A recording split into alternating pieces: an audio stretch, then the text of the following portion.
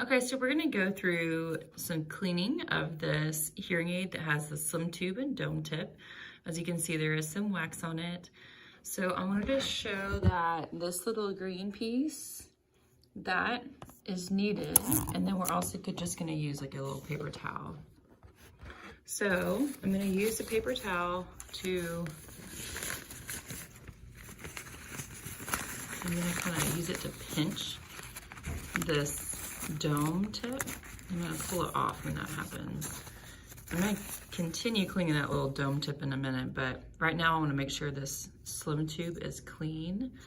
And so I'm gonna unscrew it.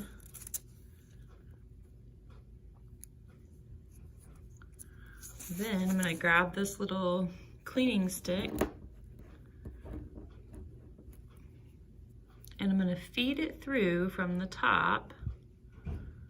And then when it comes out the other end, it will push out the wax that was on the inside of that tube. I'm also gonna kind of scrub along the outside right here and then finish pulling it all the way through. So there's still just some grimy stuff on there too. I'm gonna take an alcohol swab and wipe it as well. Okay, then I'm gonna put this back on by screwing it back on. And there's also just a little bit of dirt on the side, so this is not crucial, just kind of an extra thing. You could just give it a quick little wipe. I also want to check the Roger X itself. There's a little fuzz there, but the Roger X itself looks clean. And those ports look clean.